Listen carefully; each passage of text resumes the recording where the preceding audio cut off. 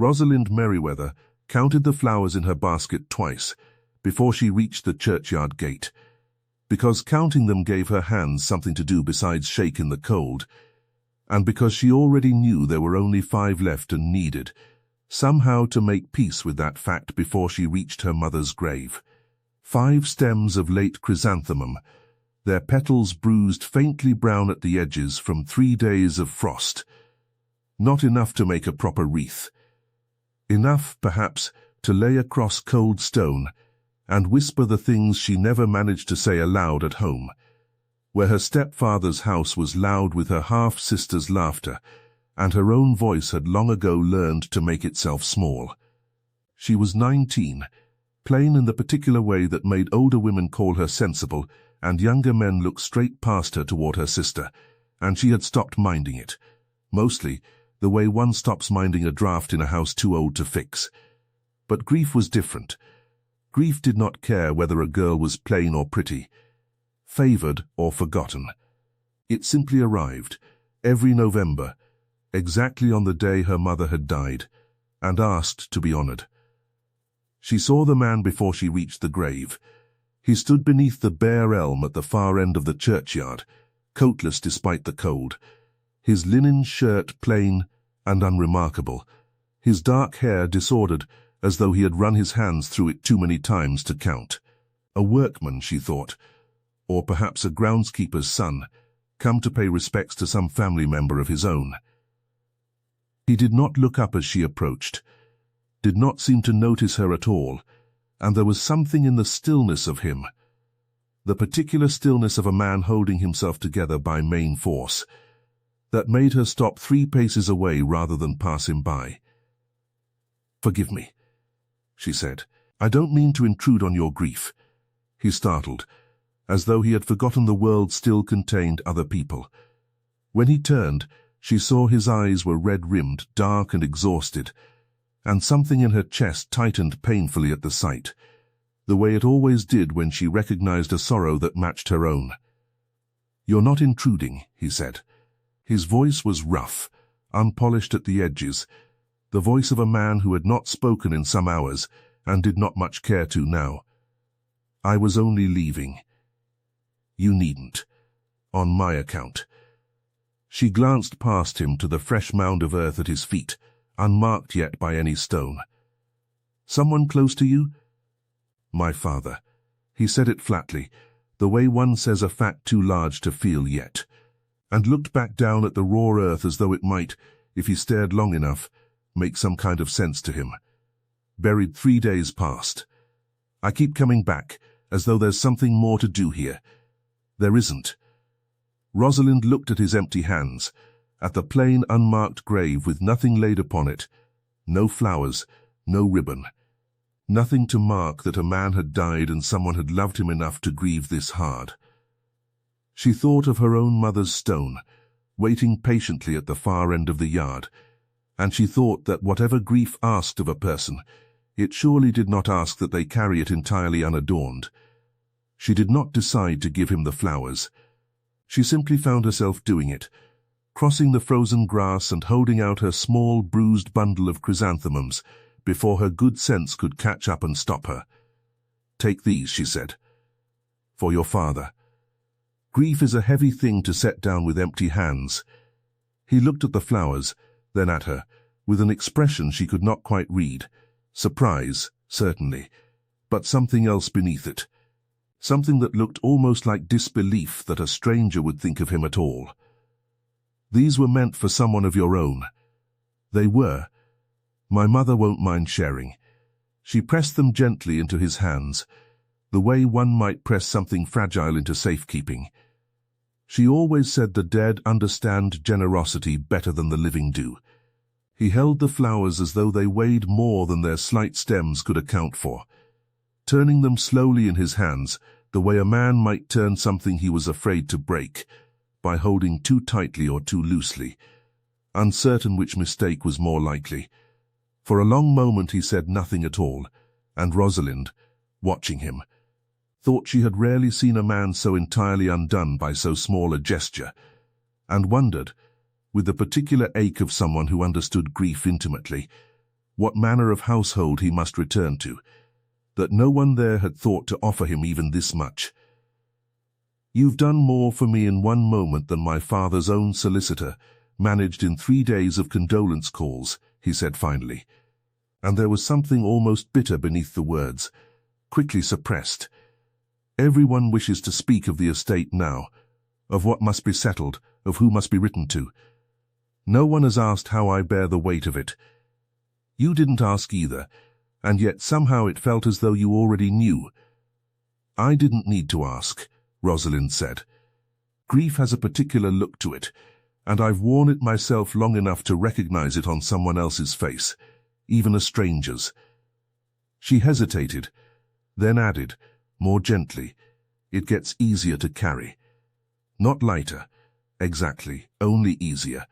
The way a basket grows easier to carry once you've learned the proper way to hold the handle." Something in his exhausted expression eased, just slightly, at that, the ghost of something that might, in a kinder hour, have become a smile. "That is a strange comfort, miss," he stopped himself, seeming to realize only then that he had not asked, and that some part of him very much wished to know. "I don't know your name." "Rosalind," she said, and left it there, because a girl does not offer her family name to a coatless stranger in a churchyard, however raw and honest his grief looked. "I hope they bring you some comfort, whoever he was to you." "He was everything," the man said quietly, "and I don't yet know how to be the man he needed me to become, now that he's gone." "You will," Rosalind said, with more certainty than she had any right to claim about a stranger. "Any man who grieves this honestly, with no one watching to see it, will find his way eventually. Grief like that doesn't lie." She left him there among the frost-hardened graves, and did not look back, because there seemed no reason to, and because the whole of Thornfield Vale was small enough that she did not expect to encounter a coatless stranger again, beyond, perhaps, a nod in the village lane. She had no notion at all, not the faintest suspicion, that the man she had just given her mother's flowers to was Nathaniel Vance, newly styled Viscount Ashwick upon his father's death. Master of Ashwick Park and its 9,000 acres, the very man half the county's mothers had begun, within hours of the old Viscount's funeral, scheming to secure for their own daughters. She would learn it soon enough, and when she did, everything she believed about her own smallness in the world would begin, slowly and painfully, and then all at once, to unravel. She walked home along the frozen lane with an empty basket, and did not think of the stranger again until supper, when her stepfather's voice cracked through the quiet dining room like a whip. "Beatrice is to be presented at Ashwick Park," he announced, holding up a cream card as though it were a relic. "The new Viscount means to host a morning dinner, small and select, now that the funeral rites permit some limited company. Lady Pemberton assures me he's asked after the prettiest families in the district particularly. Rosalind's half-sister Beatrice, golden-haired and glowing in candlelight the way she glowed in every light, set down her spoon with practiced satisfaction. Did he ask after me by name? Near enough. Lady Pemberton says his aunt remarked most particularly on your performance at the Harvest Assembly. You made quite the impression, my dear. No one asked whether Rosalind's name had appeared on the card. No one needed to.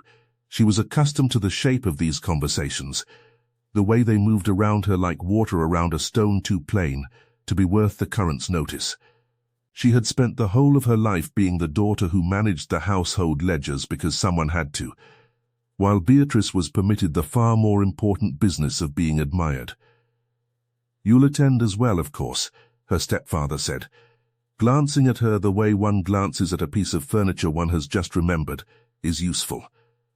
Someone must see to Beatrice's shawl and her nerves. You've a steady hand for that sort of thing. Of course, Rosalind said, and did not let the old familiar ache show in her voice, because there was no profit in it. Beatrice, in the particular good humor that came over her whenever the world confirmed what she had always believed about herself, reached across the table and squeezed her sister's hand with genuine, careless affection.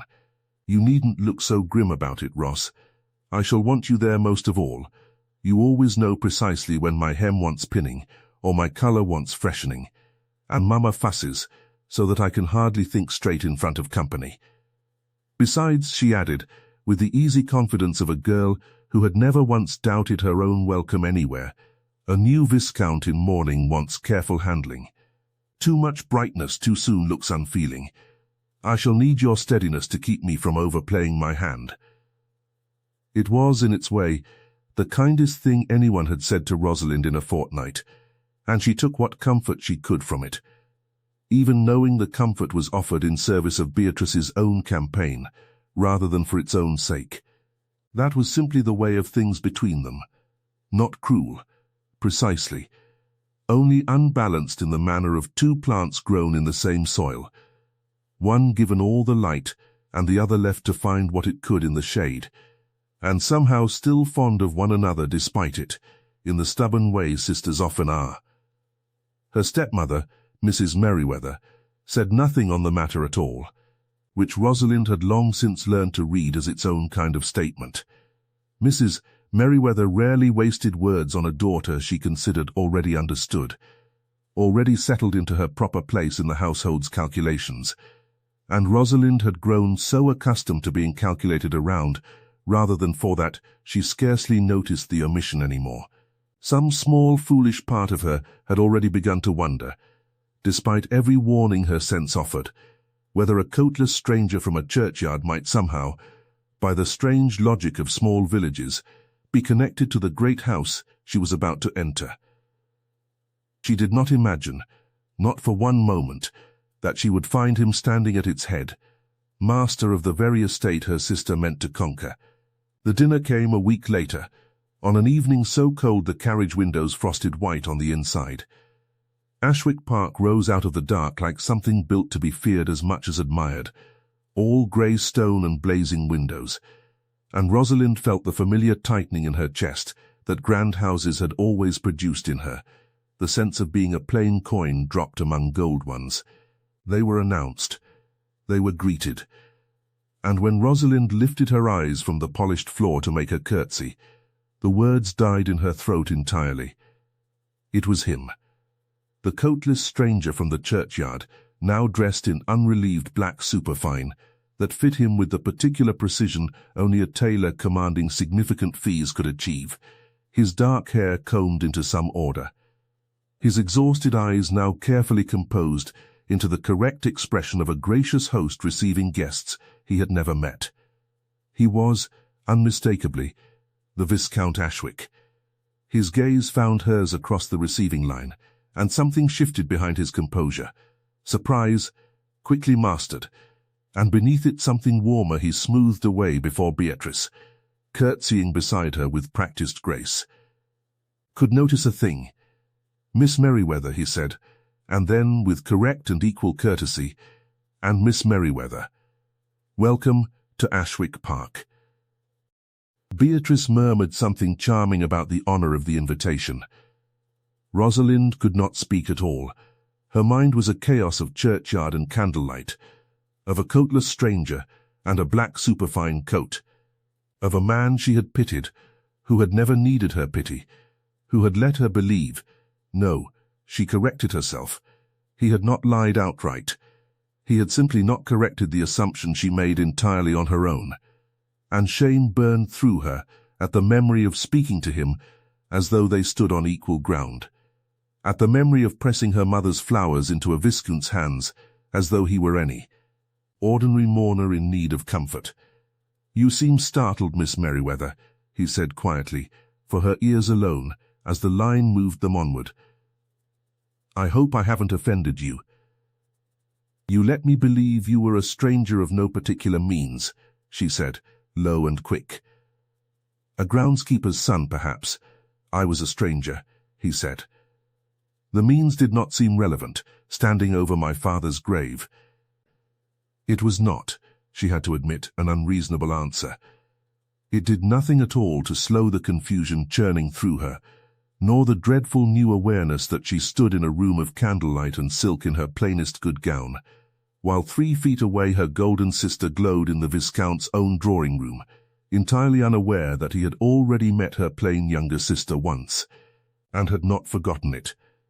Dinner, by any measure but Rosalind's private one, belonged entirely to Beatrice. She was seated near enough the Viscount's place to laugh at his correctness, and draw his eye with the skill she had perfected since childhood, speaking of music and the coming London season with an ease that made the whole table lean toward her, like flowers toward sun.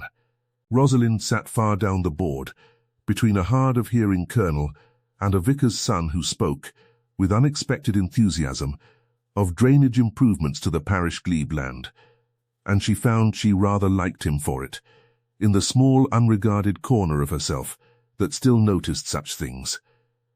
Presiding over the far end of the table, in the seat of honor beside the empty chair that had once belonged to the old Viscount, sat Nathaniel's aunt, Lady Ashwick's widowed sister, a formidable woman named Mrs. Godfrey, who had come to keep house for her nephew in his mourning, and who watched the assembled company with the sharp, assessing eye of a woman, determined that no fortune hunter should slip past her guard, while grief left her nephew vulnerable to poor judgment. Her gaze settled on Beatrice's easy laughter with open approval. Here, her expression seemed to say, was a girl who understood how to conduct herself, how to be seen and admired without appearing to seek it. Exactly the sort of bride a young Viscount newly burdened with a title required. When her gaze drifted, briefly to Rosalind, quiet and unremarkable at the table's far end, it held nothing more than polite indifference, the kind reserved for a guest one does not expect to matter. Rosalind noticed the aunt's attention, and though it stung in a small familiar way she had long since grown practiced at absorbing, she thought little more of it that evening, absorbed as she was in her own private confusion. Twice, when she glanced up, she found the Viscount's dark eyes already resting on her from the head of the table, and once, briefly, she caught Mrs. Godfrey following the direction of her nephew's gaze with a faint, considering frown, as though she had noticed something she did not yet know what to make of. Twice, he looked away with the particular haste of a man caught somewhere he had not meant to be found. It meant nothing. Rosalind told herself firmly. Grief made men strange for a season. A man did not fall for a plain younger daughter over 5 bruised chrysanthemums and 1 graveside conversation. She would spend a great many weeks discovering exactly how wrong that certainty was. After dinner, while the gentlemen lingered over their port, Rosalind slipped from the drawing-room's warmth to the cold relief of the terrace, and was not entirely surprised, though she told herself she should have been, when the Viscount followed her out some minutes later. "You've escaped as well," he said, coming to stand beside her at the stone balustrade, careful of the distance propriety required. "I did not think it my place to escape a Viscount's table, my lord. But the room grew close. It grows close for me more often than I'd like to admit these days." He looked out over the dark garden rather than at her, which she found, unaccountably, easier to bear. "I owe you an apology, Miss Merriweather, for the churchyard. I ought to have told you plainly who I was. You owed me nothing of the kind. A grieving man owes no stranger his name or his rank." She glanced sideways at him. "Though I confess I feel a fool, having pressed my mother's flowers on a Viscount, as though he were a beggar in need of them. They were the only honest kindness anyone has offered me since my father died," he said, with no lightness in it at all. "My household grieves for me because it is required of them. My peers write condolences because form demands it. You gave me flowers because you looked at a stranger and saw only his sorrow, not his coat, not his consequence, not what use he might be to you. I have thought of little else since." Rosalind did not know how to answer that. Wind moved through the bare garden below, and somewhere inside a violin began, faint and sweet, and she was suddenly and entirely aware of how close he stood, how the candlelight through the terrace doors caught the dark of his eyes, and made them, for a moment, almost warm. Their conversation might have gone further still, had Beatrice's bright voice not called through the open doors just then, summoning the Viscount back to settle some small dispute about the evening's music, and he went, with the ghost of something rueful in his bow, leaving Rosalind alone on the cold stone to remind herself, very firmly, that whatever had almost happened between them could not in fact be real. The weeks that followed proved her wrong in ways she could not have predicted. Invitations arrived from Ashwick Park with a frequency the whole county remarked upon. A small luncheon, a walk through the famous Ashwick Conservatory, always addressed with scrupulous correctness to both Miss Merriweathers, so that no impropriety could be whispered of, and yet somehow, each time, it was Rosalind the Viscount sought out once the formal business concluded. He asked her opinion on his late father's neglected study, untouched since the funeral, and confessed he did not know how to face it alone. He asked whether a dying orange tree in the conservatory might yet be saved, and when she suggested moving it nearer the glass, he had it done within days and said nothing of it, only let her discover it thriving in its new corner on her next visit. A quiet gift asking nothing in return. "You've a gift for reviving things others have given up on," he told her one grey afternoon. Both of them standing among the study's half-sorted papers, dust turning gold in the thin winter light through the tall windows. The tree. This room. My own temper. Some days, if I'm honest. "Your temper does not seem in need of much reviving, my lord," she said, smiling despite herself. "You've been remarkably patient with a stranger rearranging your father's correspondence without leave." "You have leave," he said, quiet and certain. "You've had it since the churchyard, though I don't suppose either of us understood it at the time."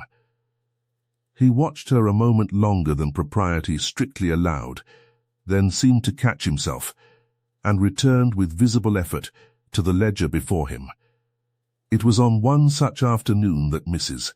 Godfrey found them, and made no effort to disguise the sharpness of her scrutiny. "Miss Merriweather," she said, settling herself in the doorway with the particular stillness of a woman conducting an inspection. "You seem to have made yourself quite at home among my nephew's private papers. I am only helping to sort them, ma'am, at his lordship's request." "How generous of you to trouble yourself." Mrs. Godfrey's eyes moved from Rosalind's plain wool gown to the modest string of her mother's pearls at her throat, cataloguing and dismissing in the same glance. "You have no dowry to speak of, I understand. No connections beyond your stepfather's modest living. I wonder what a girl in your position hopes to gain from quite so much time spent alone with a grieving Viscount." Rosalind felt the old familiar heat of shame climb her throat, the particular sting of being weighed and found wanting by someone who had decided the verdict before the trial began. But something in her, some new stubbornness, born perhaps of 5 bruised flowers and 1 honest conversation in a churchyard, refused to let the shame silence her entirely. "I hope to gain nothing, ma'am, beyond the satisfaction of seeing a good man's household restored to some order in his grief. If you suspect otherwise, I can only ask that you judge me by what I do, rather than by what you assume I must want." Mrs. Godfrey's brows lifted, faint surprise flickering behind her composure, as though she had expected a stammered apology rather than a steady answer. "You've some spine at least," she said, not unkindly, though not warmly either, and left without further comment, though Rosalind did not mistake the exchange for anything other than what it was, a warning, delivered as a test, from a woman determined to protect her nephew from exactly the sort of quiet, patient attachment that was, in fact, already taking root. Nathaniel, who had heard the greater part of the exchange from behind his ledger, said nothing until his aunt's footsteps had faded down the corridor. "I am sorry for that," he said quietly. "She means well.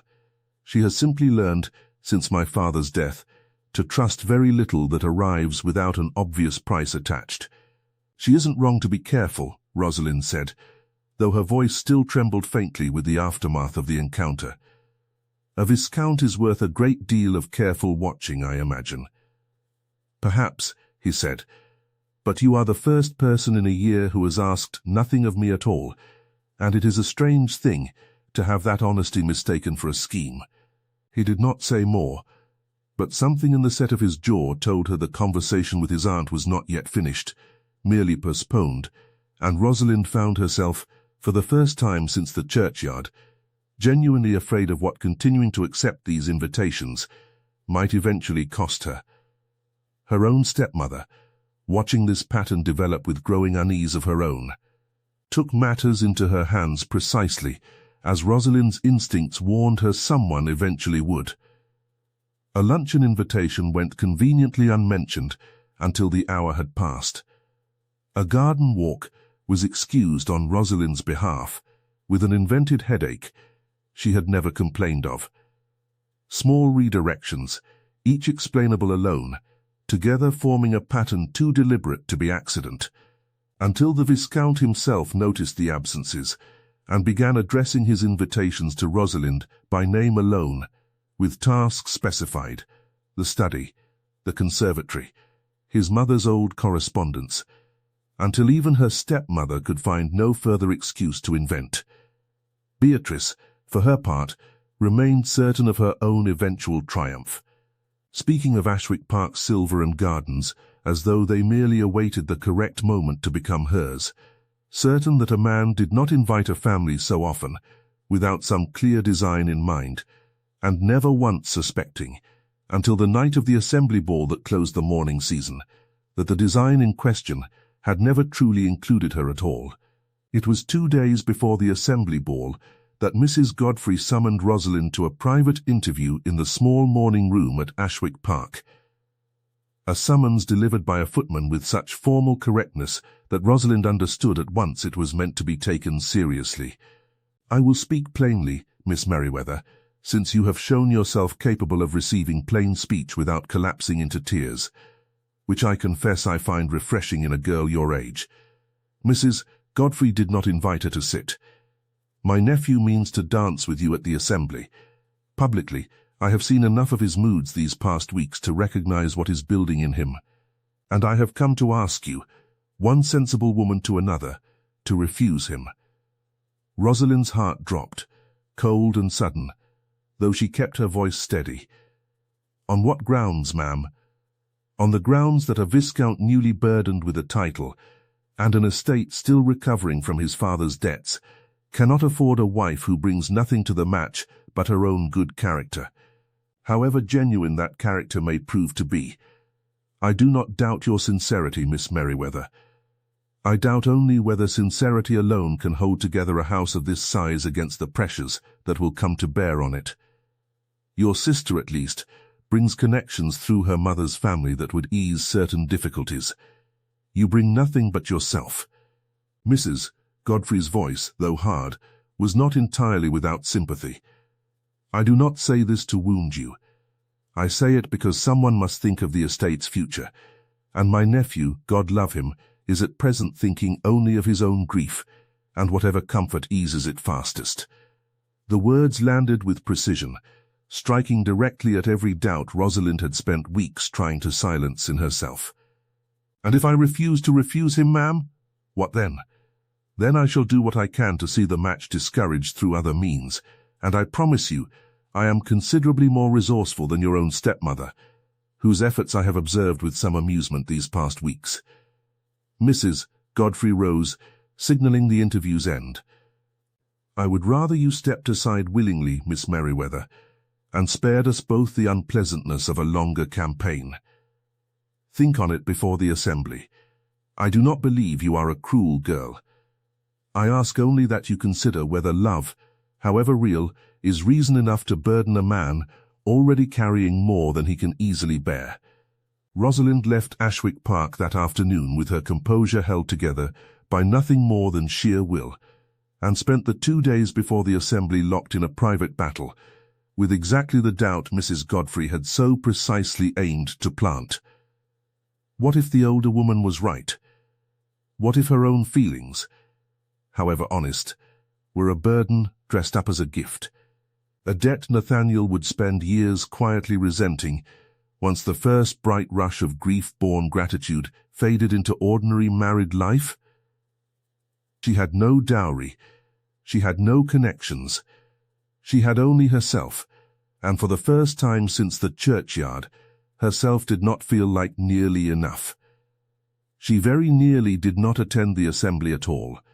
It was Beatrice, oddly enough, who convinced her otherwise, catching her sister's pale, distracted mood the evening before, and drawing the truth from her with more gentleness than Rosalind had expected.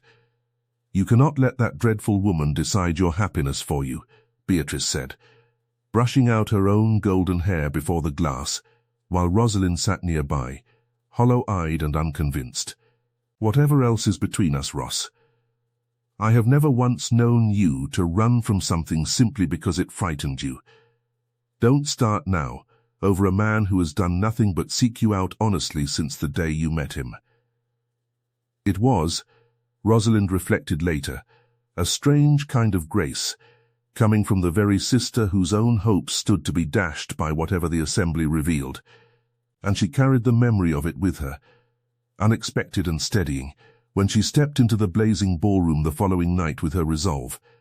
However fragile, restored, the ballroom blazed with candlelight, mirrors doubling every flame, and Rosalind stood near its edge as she always did at such gatherings, watching rather than dancing. Sorted long ago by the county's gentlemen into the category of women one did not think to ask. The Viscount found her there within the half hour. "You are not dancing, Miss Merriweather." "I am watching, my lord. It is a fine dance to watch. It is a poor substitute for dancing it," he said, and offered his hand, plain as that, in front of the whole assembled county. In front of Beatrice's startled face across the room, in front of her stepmother's fan pausing mid-flutter. "My lord, I think perhaps you are the only person in this room I have actually wished to dance with since the moment I arrived," he said, low enough for her ears alone, "and I have spent a great deal of effort pretending otherwise for reasons that seemed wise and now seem merely cowardly. Will you dance with me?" She did. It was clumsy at first, unpracticed, but by the second turn something in her simply let go. Let herself be held and led and seen, fully, in front of the whole watching county, and it was, she thought dimly, the most reckless and most honest thing she had done in a very long time. When the music ended, he did not release her hand. "Walk with me," he said. "There is something I have wanted to say since the churchyard, and I find I can no longer bear the waiting." He led her out to the same terrace, the same cold stars scattered overhead. And there, with his careful composure entirely gone, he said, "I invited your family here under the pretense of ordinary courtesy, when in truth it was the only way I could contrive to see you again, without the whole county remarking on it, before I was certain of my own mind. I am certain of it now, and have been, I think, since you pressed 5 bruised flowers into my hands and told me grief was easier borne when shared. I do not want a viscountess who commands a ballroom, Rosalind. I want a wife who notices dying trees. I want you. My lord, my sister, has never once asked me a single question about my father, my mother's old letters, or anything at all beyond what concerns herself," he said gently. "She is lovely, and I do not fault her for it. But loveliness was never what I searched for. I have had a hard year learning the difference between a woman who shines in a room and one who makes the room worth being in at all. You are the second sort. Will you allow me to court you properly, openly, with no pretense left between us?" For one suspended moment, joy nearly overwhelmed her entirely. Then she thought of Beatrice's frozen face across the ballroom, and dread followed swift behind it. "Beatrice will be ruined," she said. My stepfather has already spoken to your solicitor. The whole county believed tonight was to be her triumph. The whole county's beliefs are not my concern, though I understand yours are, he said. I will not ask you to choose me tonight, in front of half the district, at your sister's expense. Only know my answer will not change, whatever grace this requires. It should have been the happiest night of her life. Walking back into the ballroom on his arm, Rosalind felt instead the first cold threads of the storm she knew, inevitably, was about to break. Her stepfather found her before the carriage had reached the drive's end, his face a battlefield of fury and calculation. Her stepmother's anger was sharper still, one hand on Beatrice's rigid shoulder. You have humiliated your sister before the entire county, she said. Was this your design all along? All your talk of trees and letters, working yourself into his favor while pretending innocence? It was never a design, Rosalind said, her voice unsteady. I never sought his notice. Beatrice said nothing at first, only stared out the dark window, and when she finally spoke, her voice was quiet and precise, in a way that cut deeper than any shout could have. Did you want this, truly? Or did you simply take what was offered? Because no one has ever offered you anything, and you couldn't bear to refuse it, even knowing it should have been mine. Rosalind had no answer that would satisfy either her sister's pain or her own conscience, and the rest of the ride passed in silence, colder than the night outside. The days that followed were among the hardest of her life. Beatrice would not speak beyond what courtesy required. Her stepmother's disapproval settled over the household like permanent frost. Worse than any of it was the doubt Beatrice's question had planted, which grew in the quiet hours into something Rosalind could not fully silence. Had she wanted him for himself, or simply been so starved of kindness that she mistook the first warmth offered to her for love, without asking honestly whether love was truly what she felt in return? She did not see the Viscount for 11 days. In that time Mrs.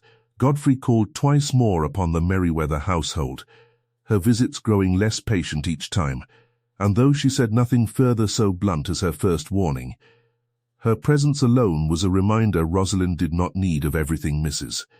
Godfrey believed she was unfit to become.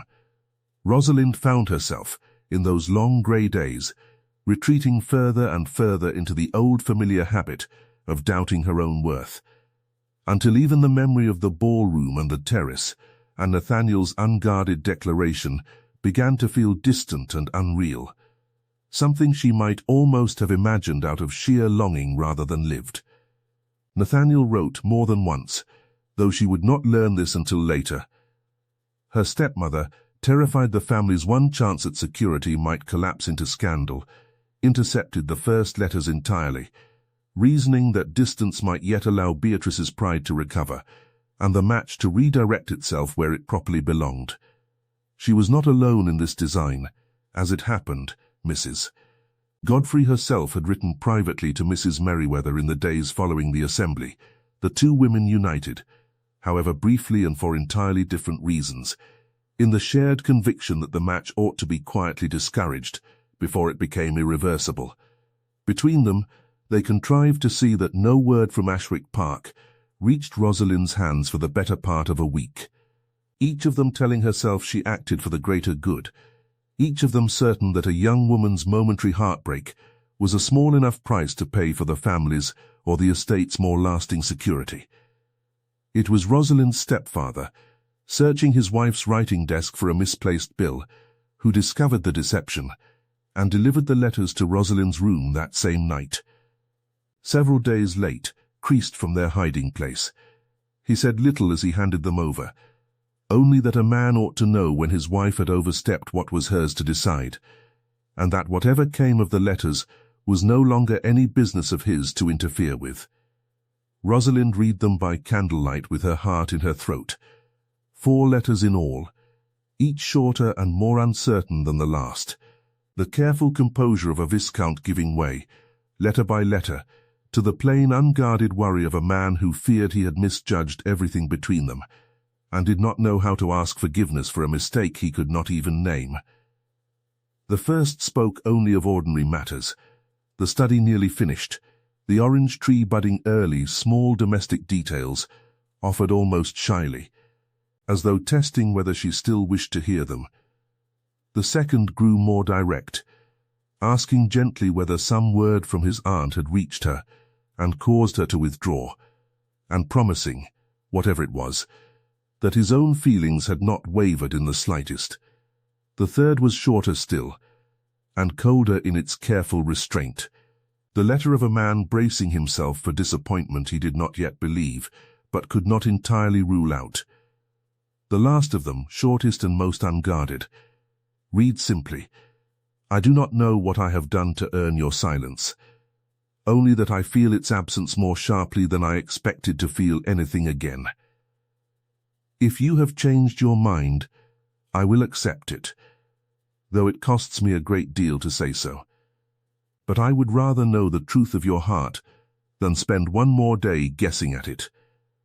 She wept over that letter longer than she was proud to admit, furious at her stepmother, furious at Mrs. Godfrey, and furious, most of all, at herself for having let a stranger's cold arithmetic about dowries and connections nearly convince her to abandon a happiness she had never once, in her whole plain and overlooked life, believed she was permitted to reach for, and still some stubborn fear remained beneath the fury, the fear that gratitude and love had tangled themselves together in her too thoroughly to ever fully separate, that what she felt for Nathaniel might be nothing more than the dazzled relief of a girl finally noticed, rather than the steady, enduring thing a marriage required to survive its harder years. It was Lady Pemberton, arriving unannounced with brisk and unstoppable purpose, who finally broke the standoff. "You are making yourselves miserable, the pair of you, and I have had quite enough of watching it from a distance," she declared, settling into the Merriweathers' parlour uninvited. "Your sister, I am glad to report, accepted young Mr. Faircloth's offer only yesterday, and spoke of it with a warmth she never once managed regarding the Viscount, once she stopped performing enthusiasm for an audience. He has not smiled once in 11 days, Miss Merriweather, which is remarkable, given he had not smiled at all in the year before that. Go to him, before he does something as foolish as riding out here in the rain, which I understand he has threatened twice already this week." Rosalind went. She found him in his father's neglected study, exactly as Lady Pemberton had predicted, surrounded by half-sorted papers, his coat discarded over the back of a chair, his dark hair disordered as though he had spent the whole of the past 11 days running his hands through it, in exactly the way he had the morning she first found him coatless beneath the bare elm. Something in her simply broke open with tenderness at the sight of him, undone and unguarded, so entirely like the grieving stranger from the churchyard that the months between felt, for one dizzying moment, to have folded away to nothing at all. He looked up at the sound of the door, and whatever careful composure he had been holding together dissolved at once.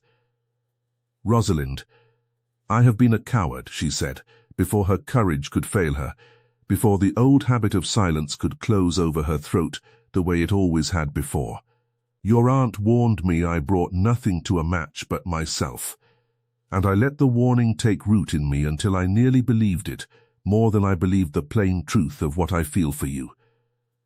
I let my sister's pain, and my own old habit of expecting to be overlooked, convince me that nothing so good could be real, that it must be gratitude wearing love's clothing, or pity mistaken for devotion. I was wrong. I am sorry. I should have come sooner." "You came," he said simply, crossing the room to her in 3 long strides, "and that is the only part that matters to me." He stopped before her, close enough now that she could see hope and exhaustion warring plainly in his eyes, 11 days of uncertainty etched into the lines around them.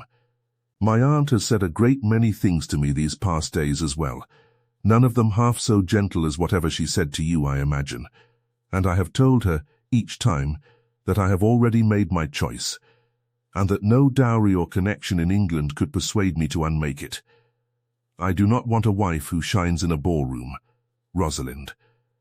I want the woman who noticed a stranger's grief before she noticed his coat, who saved a dying tree no one else thought worth the trouble, who makes a dusty forgotten study feel like the only room in this house worth sitting in. I love you.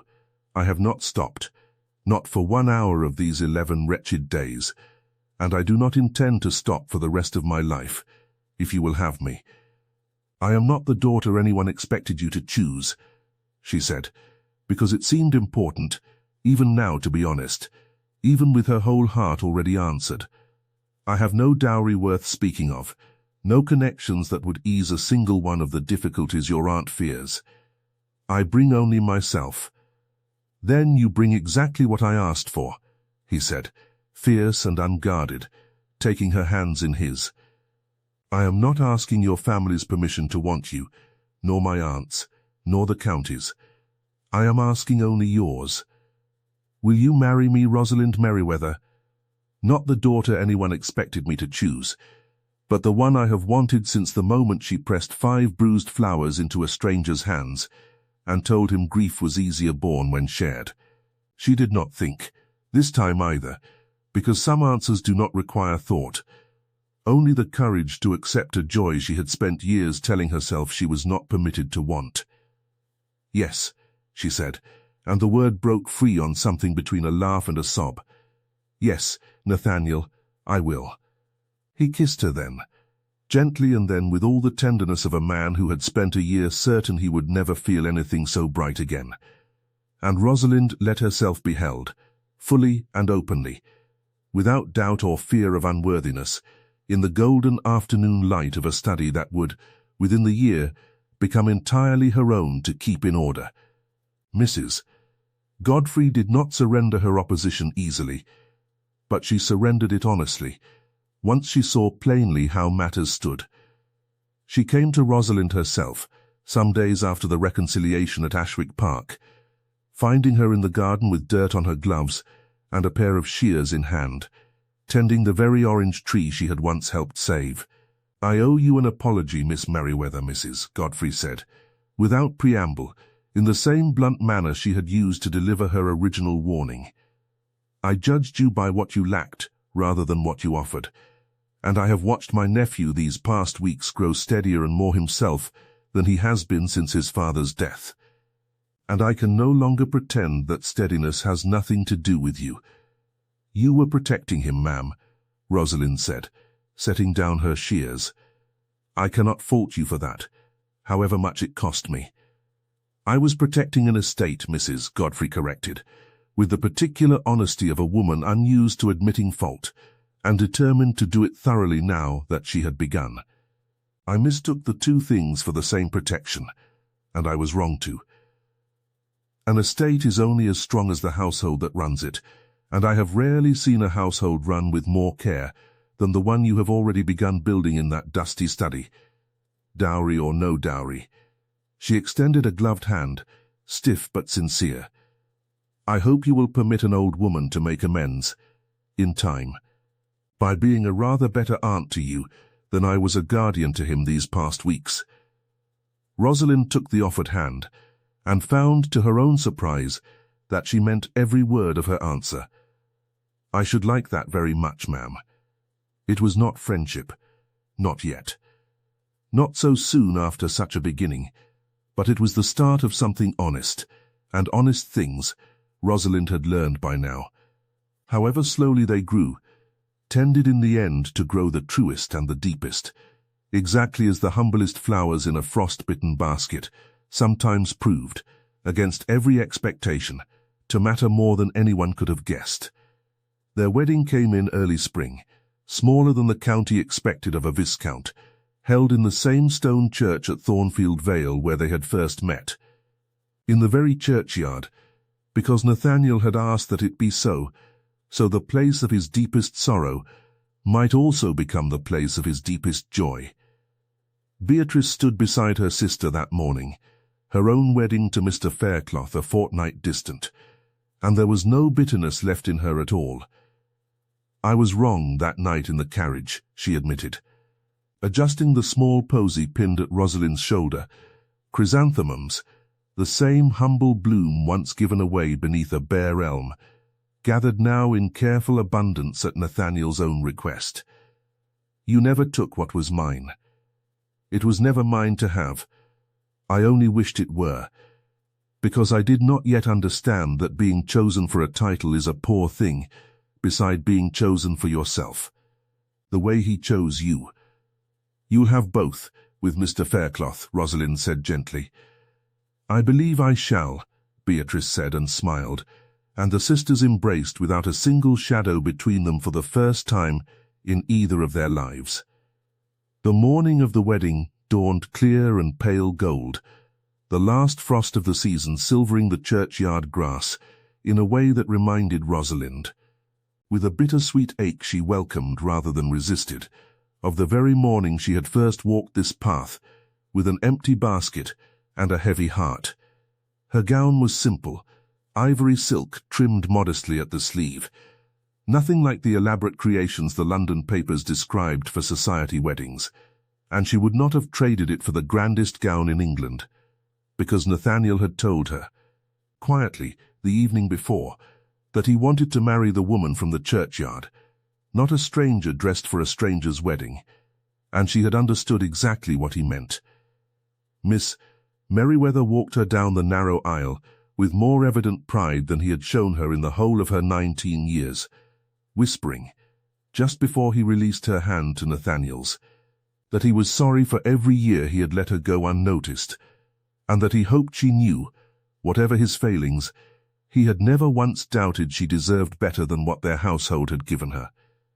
It was not a grand apology, nor a complete one, but it was honest, and Rosalind found she could forgive a great deal for the sake of that single honest moment, offered at last when it finally mattered most.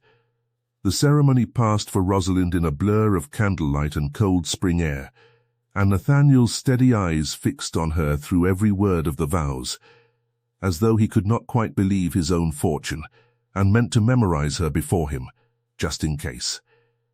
Mrs. Godfrey, seated in the front pew beside Lady Pemberton, dabbed at her eyes with a handkerchief she would later insist, quite unconvincingly, was needed only for the season's persistent dust, and Beatrice stood as witness beside her sister, with a smile that held nothing but genuine gladness, the last shadow of old rivalry gone entirely from her face.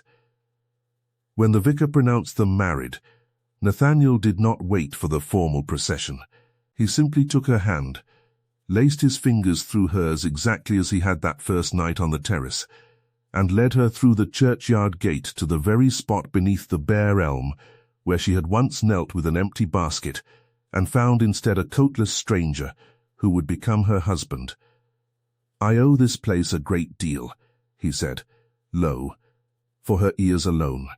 "I came here the loneliest man in the county, certain I had nothing left worth grieving for beyond what I had already lost.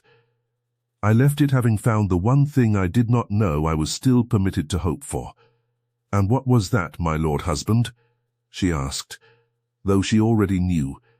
"You," he said simply, and kissed her hand, then her cheek then. Heedless of Lady Pemberton's scandalized gasp and Beatrice's answering laugh, kissed her properly among the grey stones and the first green buds of spring, while the whole of Thornfield Vale looked on, and understood at last exactly what had passed between the grieving Viscount and the overlooked younger daughter, months before. On a frozen November morning, neither of them had ever expected to matter at all. It became, in time, the story the village told above all others, not of a viscount's fortune, but of 5 bruised chrysanthemums given freely to a stranger who needed them more than the girl who offered them ever guessed, and of how the smallest kindness, offered without calculation and without hope of return, had grown, quietly and inevitably, into the truest love either of them would ever know. Years later, when their own daughter was old enough to ask how her parents had met, it was always Nathaniel who told it, seated by the study fire, with the child curled against his side and Rosalind nearby, still keeping his father's old papers in the careful order she had first restored for him. "Your mother found me in a churchyard," he would say, "the loneliest I had ever been. And she did not know I was a viscount, and she did not care that I seemed poor, because she believed I was, and she gave me the last flowers in her basket, because she thought grief was easier to bear when someone chose to share it with you. I have spent every year since trying to be worthy of a kindness that simple, that certain, that entirely without calculation. And will you let him keep trying, Mama?" their daughter would always ask. "I believe I shall," Rosalind would say, smiling the same small, tired, genuine smile she had once given a coatless stranger among the stones. "I believe I shall let him try for the rest of our lives." Outside the study windows, the Ashwick gardens bloomed each spring more richly than they had in a generation, tended now by a mistress who understood, better than anyone, that even the smallest and most overlooked things, a dying orange tree, a plain younger daughter, 5 bruised flowers offered to a stranger in mourning, were, in the end, worth a great deal more than anyone first believed them to be. And in the quiet corner of the churchyard where it had all begun, beneath the bare elm, fresh flowers appeared every November without fail, laid there each year by the Viscountess herself, in memory of the father whose death had first brought her husband to that spot, and in quiet gratitude for the grief that had, against every reasonable expectation, led 2 lonely hearts to find in each other exactly what neither had believed they were still permitted to hope for. It was, everyone in Thornfield Vale agreed, the finest kind of story, not because a plain girl had married a viscount, though certainly that alone would have made fine gossip enough to last a decade, but because it proved, in the plainest and most enduring way, that the truest measure of love was never found in what a person had to offer, but in what they were willing to give freely, expecting nothing in return, to a stranger whose sorrow simply happened, one cold November morning, to matter to them more than their own comfort ever could. Rosalind Vance never did forget the particular ache of being the daughter no one thought to invite, the plain one, the useful one, the one whose worth had so long gone unremarked. But she carried that old wound differently now, transformed by everything that had followed it, not as a scar to hide, but as the very root of the compassion that had first drawn her, unthinking and unafraid, toward a grieving stranger's sorrow. It had cost her nothing to be kind that morning, and it had in the end given her everything: a husband who saw her plainly and loved her entirely, a sister restored to warmth and gladness, an aunt turned unexpected friend, a home filled with flowers that bloomed each year in memory of all the grief and all the joy that had brought her there, and a love story that began, as the truest ones so often do, not with grandeur or design, but with the smallest, most unguarded act of a kind heart, offering what little it had to give. Mrs. Godfrey, true to her word, became in time exactly the aunt she had promised to be, and it was a rare visitor to Ashwick Park who did not remark, with some amusement, on the particular fondness that had grown between the formidable old woman and the quiet young viscountess she had once tried so hard to discourage. "I was wrong about a great many things when I was younger, Mrs." Godfrey was fond of telling anyone who would listen, in her later years, but I was never more grateful to be wrong than I was about that girl in the wool gown who dared to answer me plainly instead of weeping, the first time I tried to frighten her away. Beatrice and Mr. Faircloth settled at a modest but comfortable estate 2 counties distant, and the sisters wrote to one another every fortnight, without fail for the whole of their lives, their old rivalry long since transformed into the easy, teasing affection of women who had weathered something difficult together and come out the other side closer for it, rather than diminished. When Beatrice's own first daughter was born, she wrote to ask whether Rosalind might stand as godmother, and signed the letter, as she always did in those years, your sister, who was wrong about a great many things, but never wrong to love you.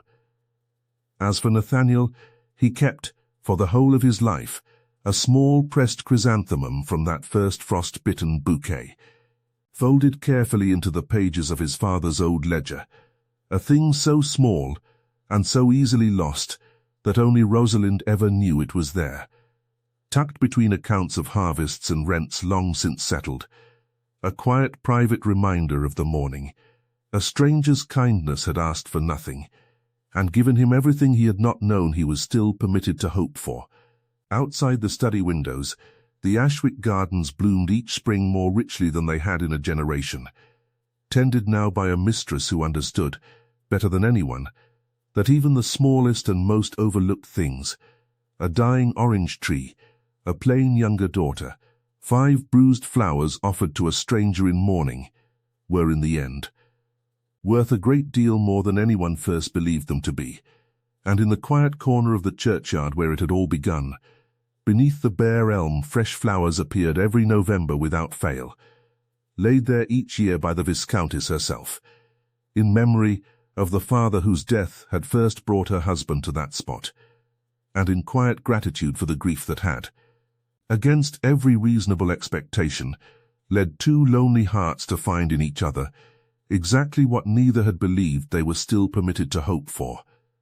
It was, everyone in Thornfield Vale agreed, the finest kind of story, not because a plain girl had married a viscount, though certainly that alone would have made fine gossip enough to last a decade, but because it proved, in the plainest and most enduring way, that the truest measure of love was never found in what a person had to offer, but in what they were willing to give freely, expecting nothing in return, to a stranger whose sorrow simply happened, one cold November morning, to matter to them more than their own comfort ever could. And that, in the end, was more than enough.